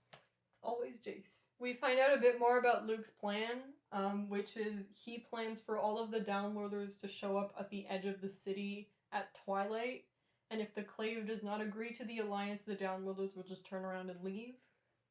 And they will let the Shadowhunters be completely massacred by Valentine's demon army. Sexy things. Sexy, sexy things. Jace tells Luke that he's gonna go get Sebastian on his own. And he's telling only Luke because he trusts Luke to be able to explain to the others why Jace has gone to do this. Before Jace leaves, however, we get a wonderful thing where Jace suddenly reminds Luke of someone that he knew a very long time ago. And Jace goes, "Oh yeah, you mean my father?" And Luke goes, "No, I wasn't thinking of Valentine at all." Clary wakes up, and Jace is obviously gone. We know that from that little scene with Luke. He left behind a note and the Morgenstern ring that he's been wearing around his neck. Clary goes downstairs. She finds Izzy making breakfast, and Simon and Amadis are there too. So Clary is like, "Izzy, I need to talk to you alone." So they go off alone, and Clary shows Izzy the note that Jace left her. And Izzy's like, "Look, Clary, I don't think we can go after Jace." And I literally wrote, Clary says some really dumb shit. I'm just gonna leave that for you to interpret. You get to decide what Clary says. Just as long as it's dumb. Izzy then proceeds to say that she resented Clary when she first met her because she's the only girl that Jace has ever cared about, and Izzy wants to protect Jace, so she was scared of Clary breaking Jace's heart. Simon interrupts the conversation to defend Clary for no reason. Nobody asked him to. And then Clary is about to tell everyone that her and Jace are experiments, but Amadis interrupts because there's somebody at the door for Clary. Would you like to guess? Is it Sebastian? Is it Valentine? It's Jocelyn. Mom! That's the end of the chapter. So not only is that the end of the chapter, it's the end of the part also. That's the end of part 2. We're at part 3 now. Cha-cha, bitch! Part 3 is called The Way to Heaven, and chapter 16 is called Articles of Faith. Clary's first reaction to seeing her mother is to back away.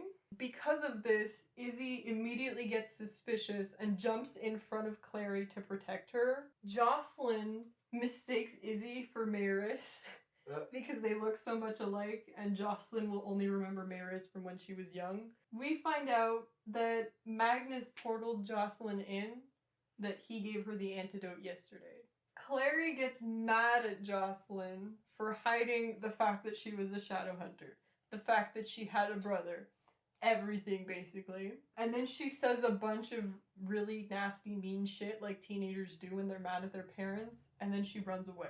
Yeah, she yells a bunch of shit, and then she runs away because she feels bad for hurting her mom. Like, girl, then why did you say it?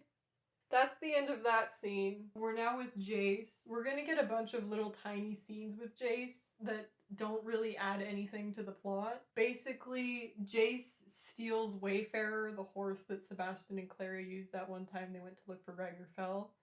And he starts tracking Sebastian using the piece of thread that he got from Clary's coat, and that is the entire scene. Wait, like, how does he do it? He has a rune that he can use because he's a shadow hunter, So you like, fucking dingus. He turns it, he wolfs out. No, he gave the strength to the horse, Oh, I know. We're now with Clary, and she's on a hill near the guard.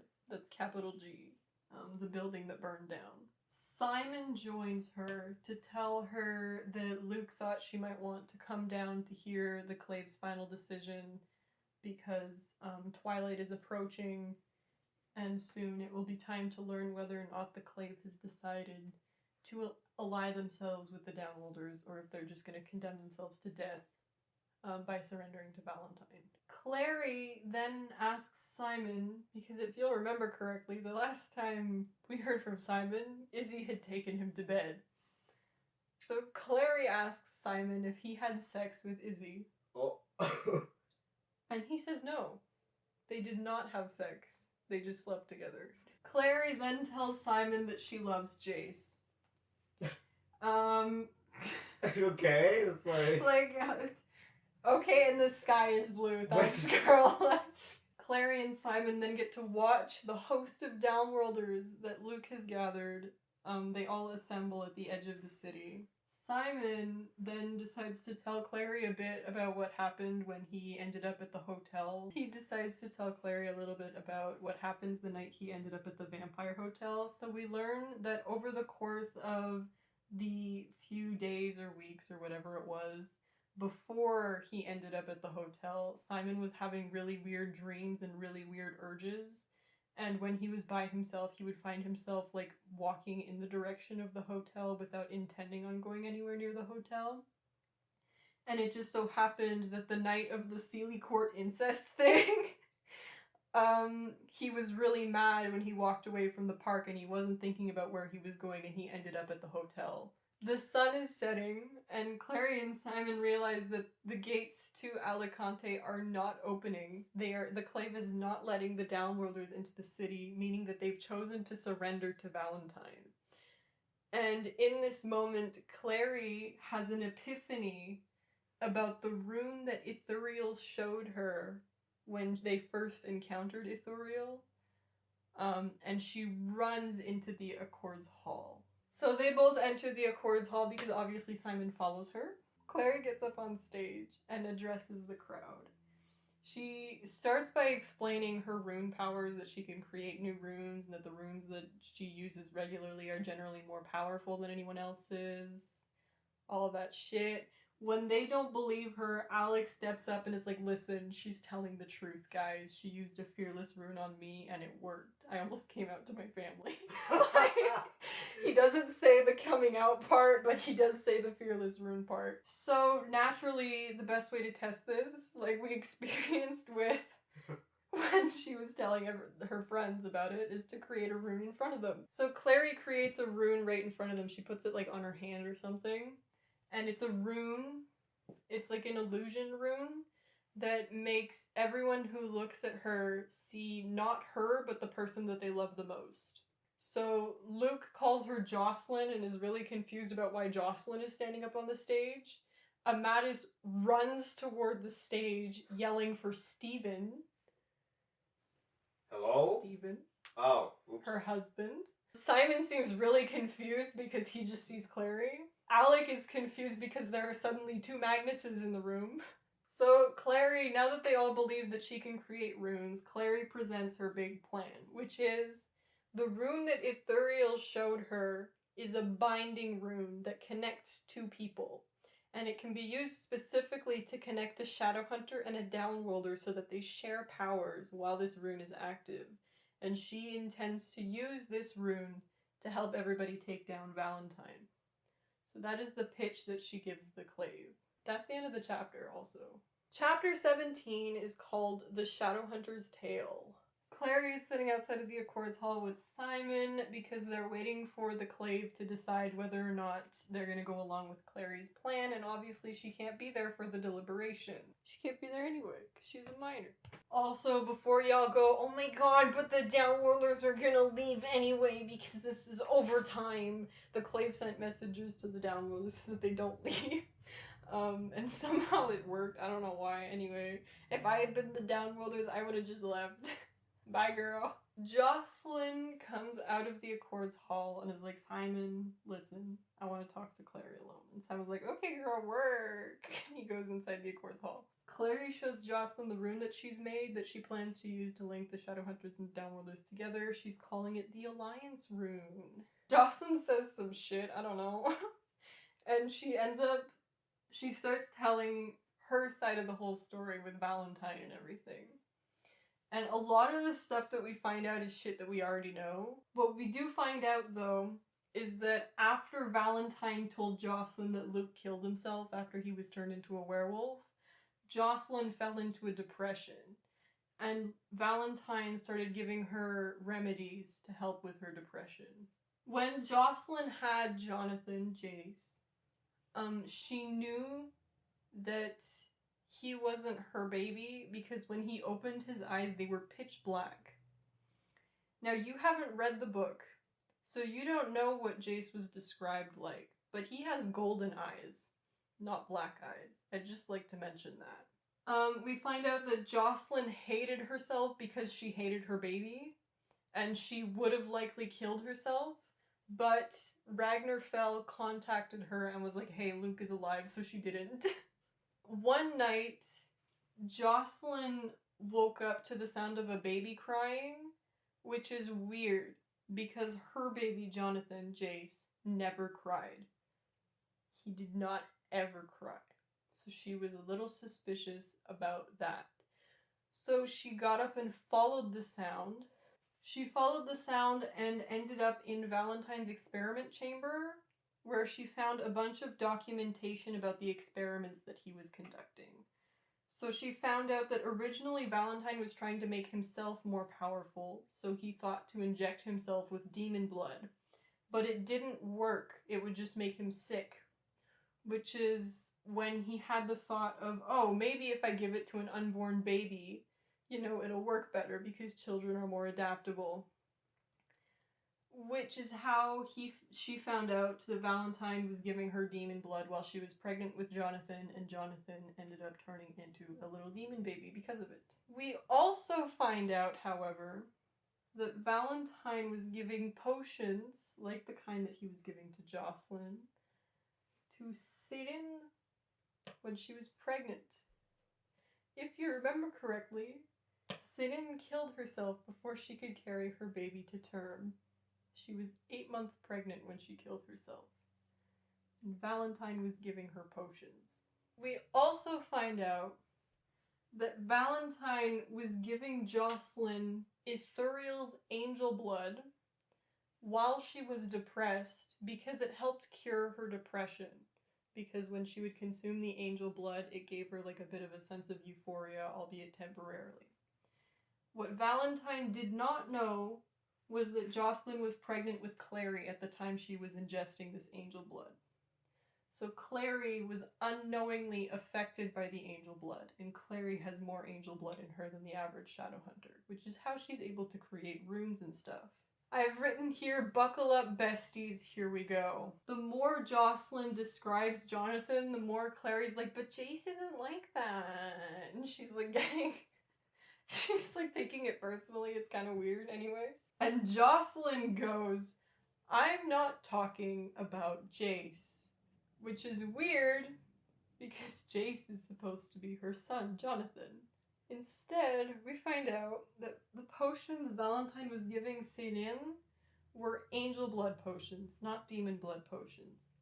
And Valentine did not want his experiment to go to waste. So when Céline killed herself, he went and carved the unborn baby out of her dead body so that he could keep it.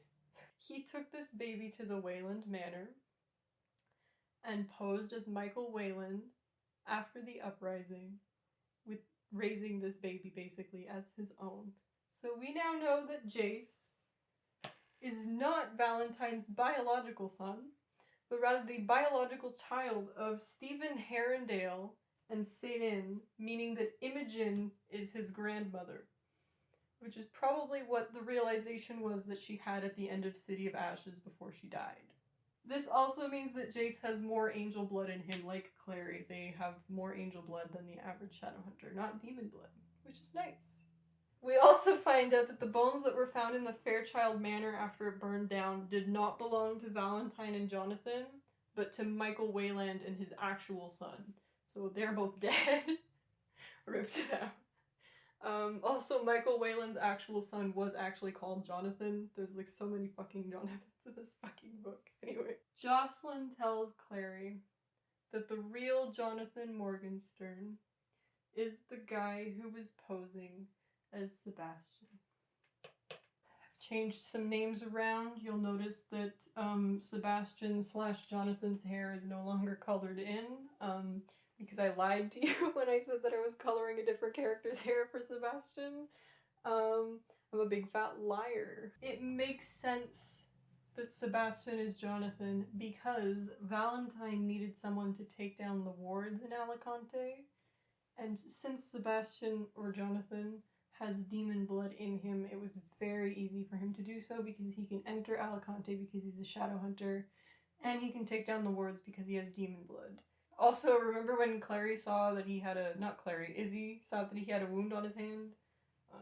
Yeah, that too. At this moment, Luke bursts out of the Accords Hall to inform Clary that the Clave has agreed to her plan. She will get to put the Alliance rune on everybody, and everyone will get married and live happily ever after. That is the end of chapter 17. We are now at chapter 18, which is called Hail and Farewell. There's a cut here to Jace, and I actually think the timing of this cut is perfect because we've just found out the truth about Jace's identity and he doesn't know the truth about his identity, but the scene itself adds fucking nothing to the plot because he's still tracking Sebastian. Literally the only thing that happens is he finds Valentine's raven, Hugin, who you might remember from the first book as Hugo because he was Hodge's companion. So he just finds Hugin and starts following him because he thinks that Hugin will lead him to Valentine, who will lead him to Sebastian. Also, Jace abandons Wayfarer. Back to Clary. Clary's in the Accords Hall with Simon. Clary has told Simon all of the stuff that Jocelyn told her, and Simon kindly reminds Clary that this means that she has in fact kissed her brother. This is why I start liking Simon. So the Downworlders have joined the Shadowhunters in the Accords Hall. A bunch of people that Clary knows approach her. We get Jocelyn, Luke, and Amadis who come to see her. and then Meliorn comes, and so does Magnus. Amadis leaves to circulate the rune once Clary has showed it to her. Magnus and Meliorn are not convinced, because the thing is, if you'll remember, putting a Shadowhunter rune on someone who is not a Shadowhunter has disastrous consequences. And they don't want to be marked if it means that they're going to die. So they want a demonstration. However, the rune has to be put on the downworlder by whoever the downworlder's partner is going to be. So they all immediately look at Luke and Jocelyn. And they're like, okay guys, do it. And they have to awkwardly fumble, but they do it. It's just really awkward. It's giving very 13-year-olds asking each other out. Anyway, they do it. It works successfully. Clary sees Izzy in the crowd and tells Simon, she sends Simon off to go tell Izzy what they learned about Jace's identity and Sebastian's identity and all that bullshit. The scene ends with Clary asking Magnus if Magnus is going to partner up with Alec, and Magnus being like, I'm not going to approach Alec right now because he's with his family. We get an unnecessary cut back to Jace. He's following Hugin the Raven. Hugin brings him to a cave. That's the end of the scene. We don't care. I really like the way I phrased this. I'm going to read it off of the thing. Simon tells Izzy and Alec that Clary and Jace don't have to commit incest anymore.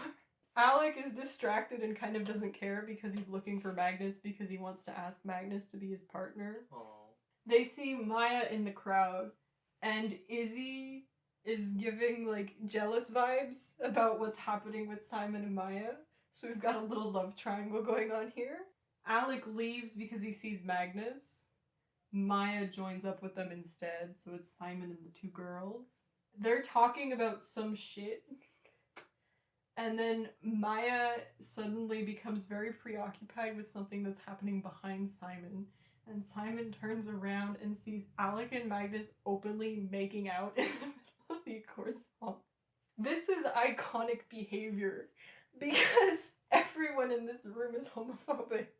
And then Maya, because she's a legend, she goes, do we all have to do that too? That's the end of that scene. Clary's with Jocelyn and Luke still.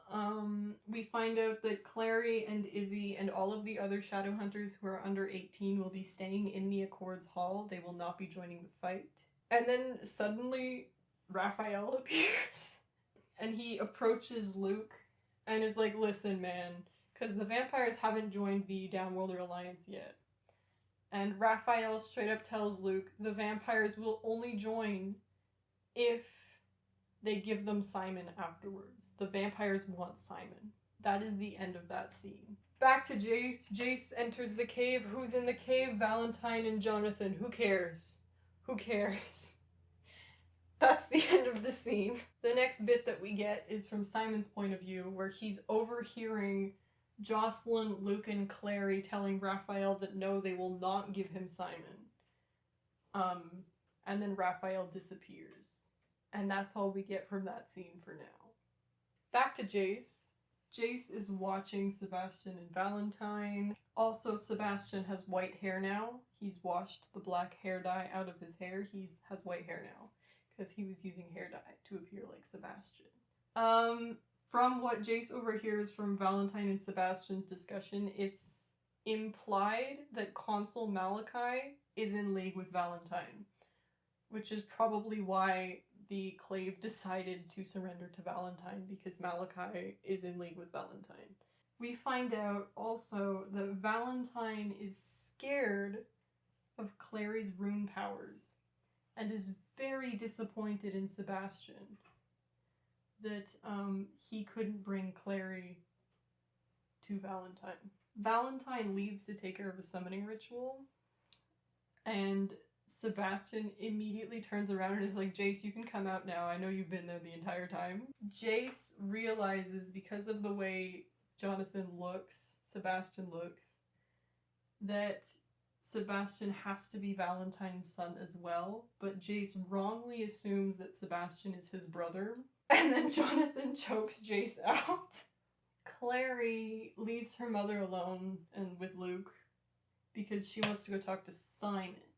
And she finds Simon, and he drags her aside and is like, look, I overheard Raphael's plan, and I'm gonna go along with it. I want you to give me to Raphael and the vampires, because otherwise this will fuck up the entire alliance, and it'll mean that the vampires are left out of every future political decision, and it'll just be really bad.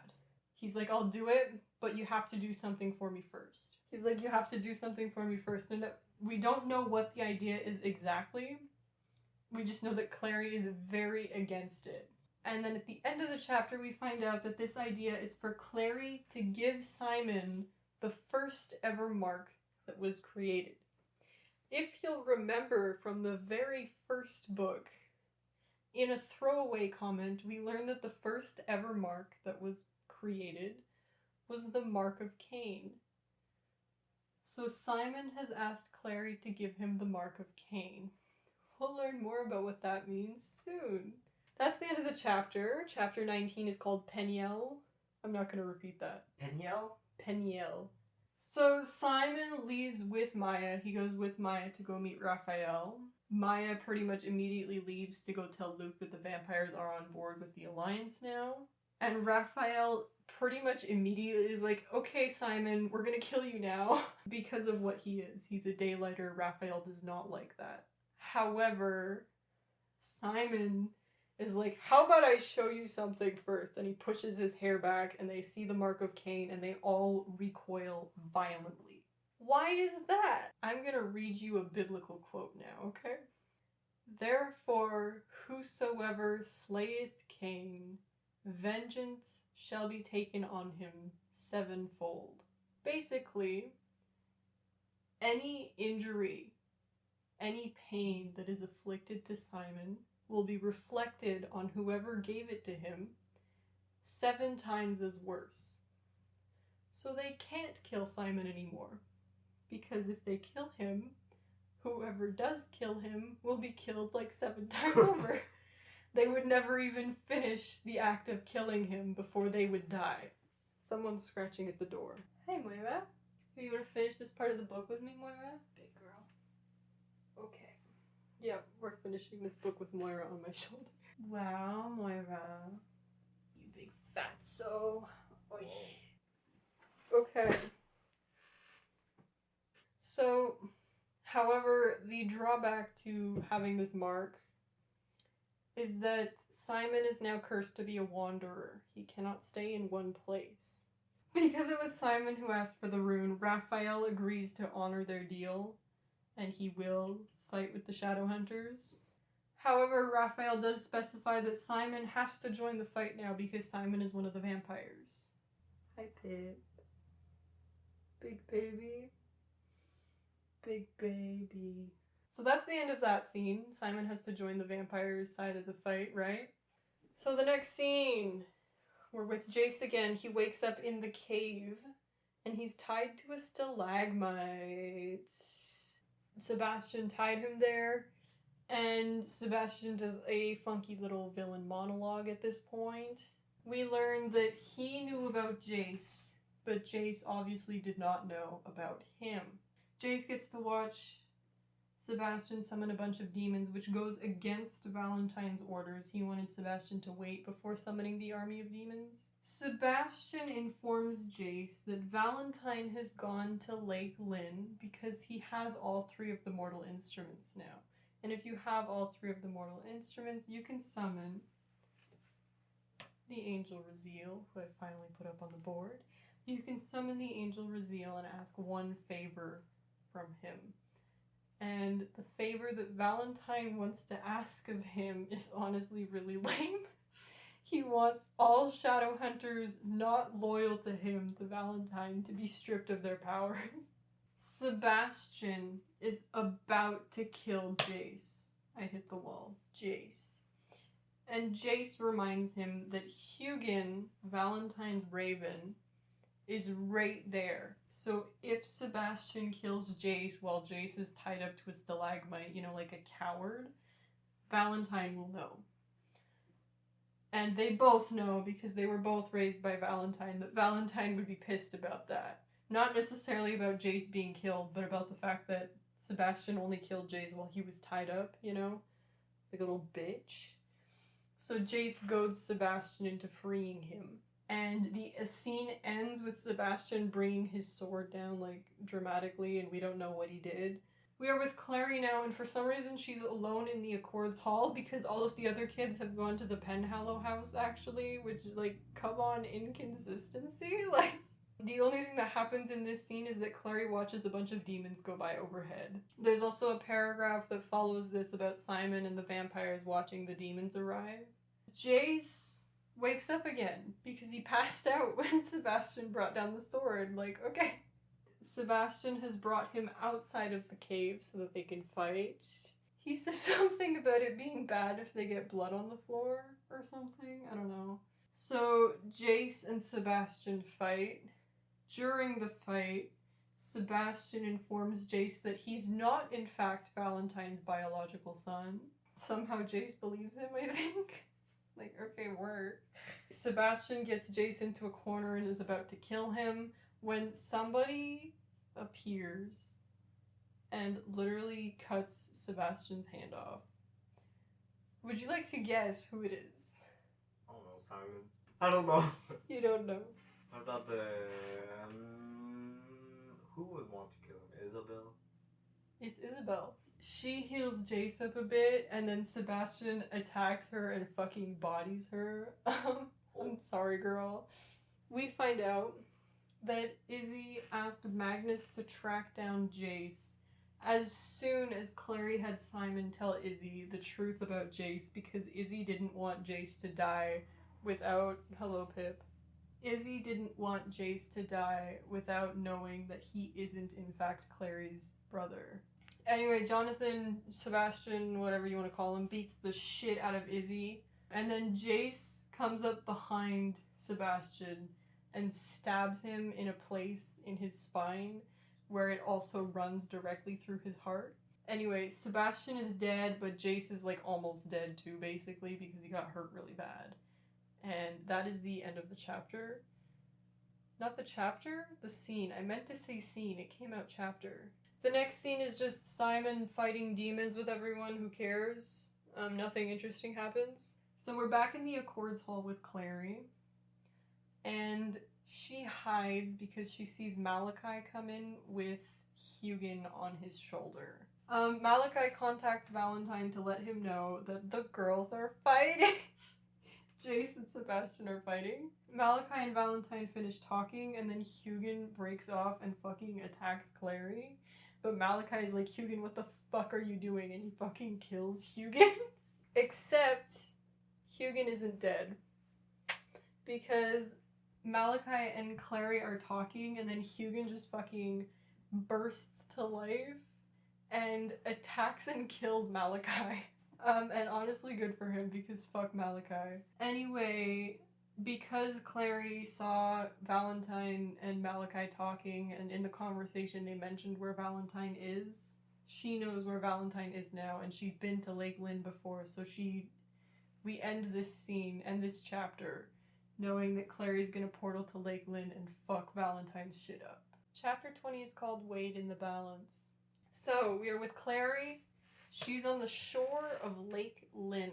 Valentine approaches her and informs her that he fished her out of Lake Lynn because she portaled directly into the lake.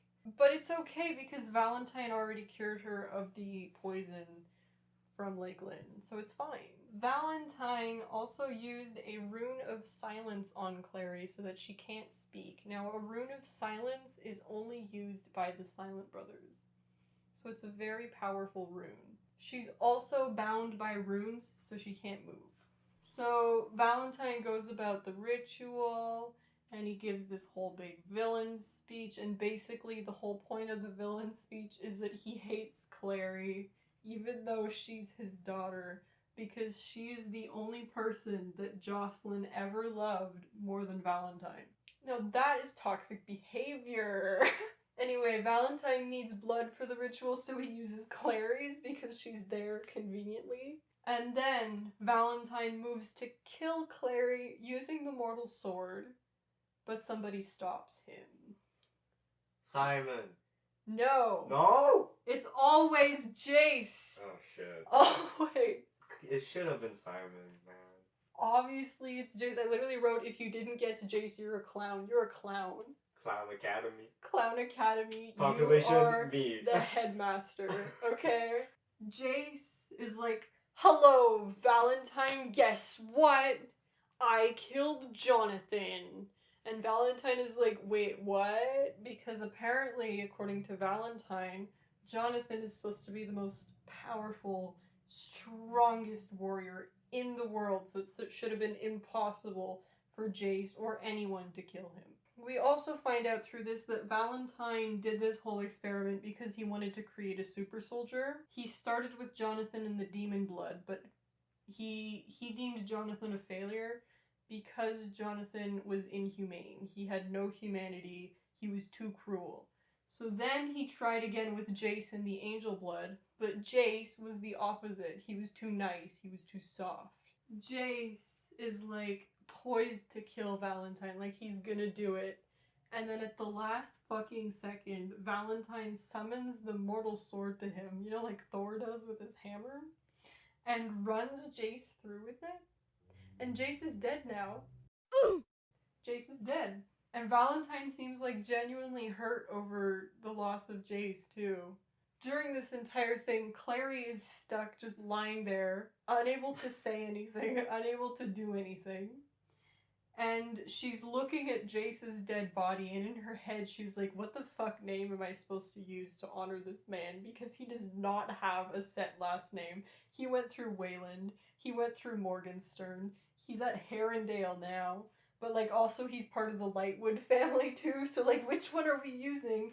And she suddenly has an epiphany about the power of names. The power of names. Why? Because Valentine had to draw a circle to summon the angel Raziel, and within that circle, Valentine had to name himself as the master of that circle. Clary crawls her ass over to that fucking circle and starts messing with the runes that say Valentine's name. She finishes in time for Valentine to finish summoning Raziel. Valentine and Raziel have a little chat. Raziel basically tells Valentine that he's racist, and heaven wants no place in the war that Valentine is proposing. And Valentine is like, well, you have to do what I say anyway, because I summoned you here and I control the circle. And Raziel's like, no you don't, Clary does. Because when Clary fucked with the runes that said Valentine's name, she changed them to her own name. Clary's now the master of the circle. This is Clary's summoning ritual now. So Valentine turns to look at Clary, and if you'll remember from the end of City of Ashes, when Clary drew the giant open rune on the wall of the ship before it collapsed, it said, Mene Mene Tekel a person, and she writes that in the sand now. If you don't remember what that means, it signifies the end of an empire, the death of a king. And then Raziel fucking smites Valentine. He kills him. Valentine is dead. He literally breathes a plume of heavenly flame at Valentine and kills him. Raziel removes the rune of silence so that Clary can tell him what wish she has, because she has a wish now, because Raziel was summoned. Clary wishes for Jace to come back to life. Raziel's like, close your eyes, Clary, and when she opens her eyes, Jace is there. He's like over her, and he's like, open your eyes, Clary. He's there. He's alive. The chapter ends with Clary going, you know you're not my brother, right? And Jace going, yeah, I know. And that's the end of the chapter. It was such a good moment until that. What was that? That's the end of the chapter. And also the end of the book officially. But there's an epilogue. We get a nice, funky little epilogue. Not much happens in the epilogue, but we get an epilogue. So, we open the epilogue with Jace watching Valentine's funeral from a distance. We also find out that Sebastian's body was not found. After the ceremony, Luke comes to see Jace, and they talk about Hodge. If you'll remember, Hodge's last words were like, you're not, and you were never, because in Hodge's last moments, he realized, after seeing Sebastian, that Jace was not the demon child, he was the angel child. Oh yeah, he is dead. I never put an X on him. Yo, shout out to Hodge, he's dead. We are now with Clary, who's in Izzy's room, and Aline is there too. We find out that there's gonna be a celebration tonight and they're all getting ready for it, and then Aline just kind of like leaves. The whole point of this chapter is basically just that Clary and Izzy are like sisters now. Jace, we're with Jace now. Jace goes to Amadis's house because he's looking for Clary. But Clary is not there. She's with Izzy. However, Amadis invites Jace inside. Because if you'll remember correctly, Jace is Stephen Herondale's son. And Amadis is Stephen Herondale's ex-wife. So Jace is Amadis's last piece of Stephen. And Amadis has a bunch of Stephen's shit in her house. So she gives Jace a box with Stephen Herondale's things in it.